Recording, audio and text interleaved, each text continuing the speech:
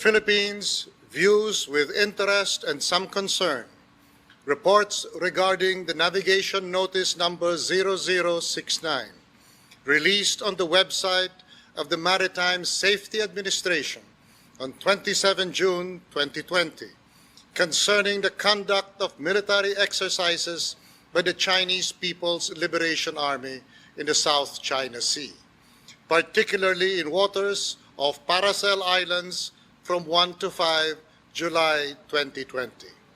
For this period, no vessel shall be allowed to navigate within the prescribed area, and all vessels shall have to follow the guidance of the commanding Chinese ship on the site.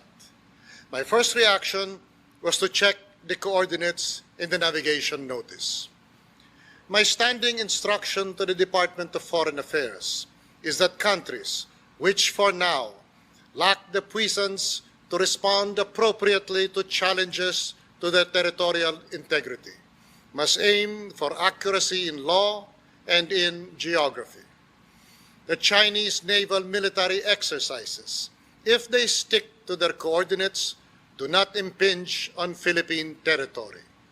These exercises are taking place in waters of Jisha Islands, the Paracels, over which Vietnam claims sovereignty.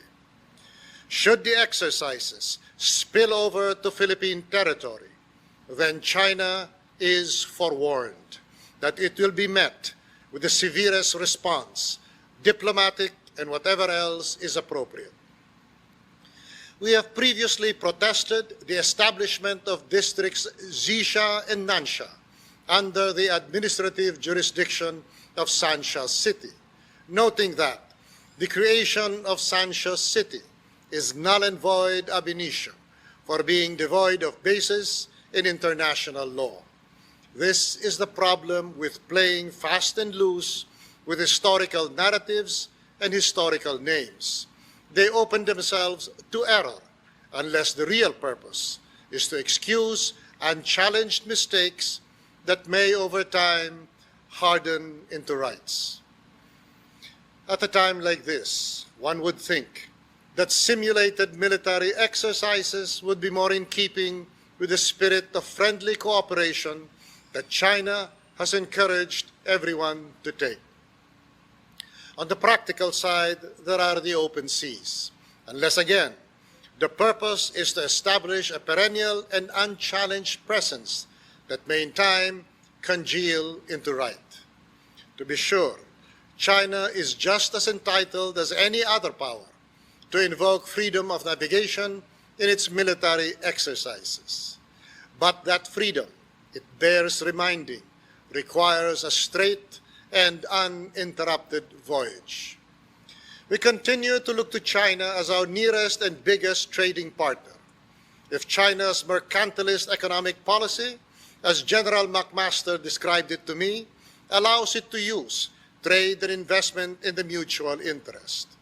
Along with its recently created 800 million middle class and growing, China's presence and participation is essential to the success of any post-COVID recovery of our national, regional, and the global economy. I will end on what has become a trite but still true statement. We call on the erring parties to refrain from escalating tension and abide by the responsibilities under international law, notably UNCLOS. We urge them to adhere to the rule of law and their commitments to international instruments such as the 2002 Declaration of the Conduct of the Parties in the South China Sea, particularly the exercise of self-restraint in the conduct of activities that would complicate or escalate disputes and affect peace and stability, especially in this pandemic. The Philippines has consistently protested violations of international legal obligations and commitments, and strongly condemned the conduct of such activities in areas of the South China Sea within the Philippines' sovereignty, sovereign rights, and jurisdiction, including waters off the Calayan Island Group and the Scarborough Shoal.